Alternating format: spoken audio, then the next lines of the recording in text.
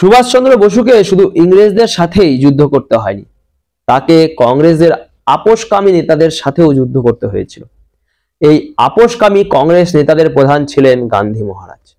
সুভাষচন্দ্র বসু থেকে 27 বছরেরও বেশি বয়োজ্যেষ্ঠ হওয়া সত্ত্বেও তিনি সুভাষচন্দ্র বসুর ত্যাগ, সাহস এবং আত্মবলিদানকে ঈর্ষা করতেন।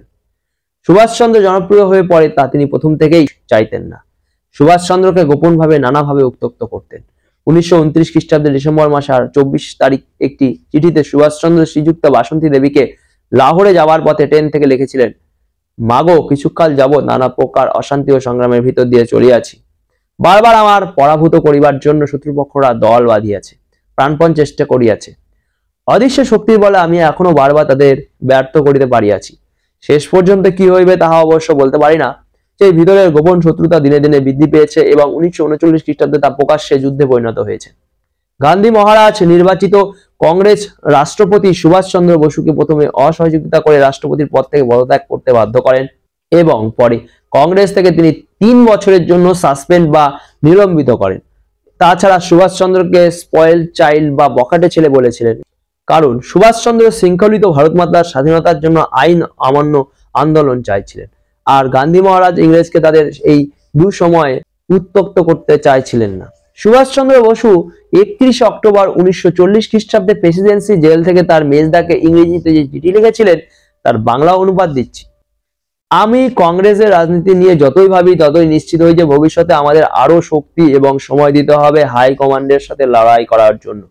যদি স্বাধীনতা লাভের পর ক্ষমতা এদের মতো হীনচেতা ও প্রতিহিংসা পরায়ণ এবং বিবেকহীনতার হাতে চলে যায় তবে দেশের অবস্থা কি হবে?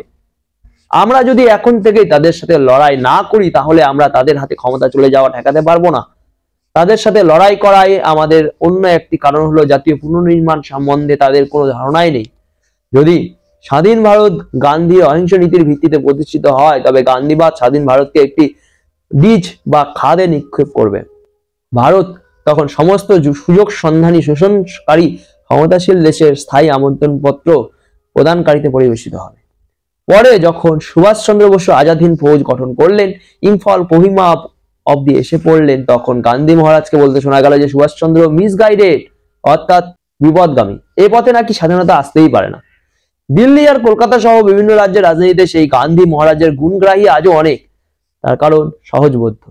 আমিও তা অন্য এক লেখায় বিস্তারিত লিখেছি। গান্ধী মহারাজের সব সত্য প্রকাশ হয়ে পড়লে এদের মুখ দেখাবার জায়গা থাকবে না। বেশিরভাগ তথাকথিত গান্ধী ভক্ত নিজেদের নেতাজি ভক্ত বললেও দাবি করে, তবে তারা এই দিনটিকে দেশপ্রেম দিবস বলতে নারাজ। কেউ বলে পরাক্রম দিবস আর কেউ বলে দেশ নায়ক দিবস। যারা নেতাজি থেকে ভিতরে ভিতরে গান্ধী মহারাজকে বেশি শ্রদ্ধা করে তারা নেতাজির মূর্তিতে মালা দেবে আর পাশে ফ্লেক্সে থাকবে তাদের নিজেদের বড় লেখা, নেতাজির চাইতেও বড়, নেতাজির চাইতেও উঁচুতে। তাদের জন্য নেতাজি উপলক্ষ মাত্র, প্রকৃত উদ্দেশ্য নিজেদের প্রচার। এদের ক্ষমা ঘেন্না করে দেওয়া যাক। ভারতবর্ষের কেন্দ্রীয় সরকার পার্লামেন্ট বা সংসদে 1997 খ্রিস্টাব্দে ঘোষণা করেছিল। কিছু মন্তব্য করি। যারা বলে থাকেন যে নেতাজি নিজেই গান্ধী মহারাজকে ফাদার অব দ্য নেশন বলেছিলেন, তারা সময় বের করে বিপ্লবী রাসবিহারী বসুকে বার্লিন থেকে লেখা নেতাজির চিঠিটা পড়ে দেখবেন।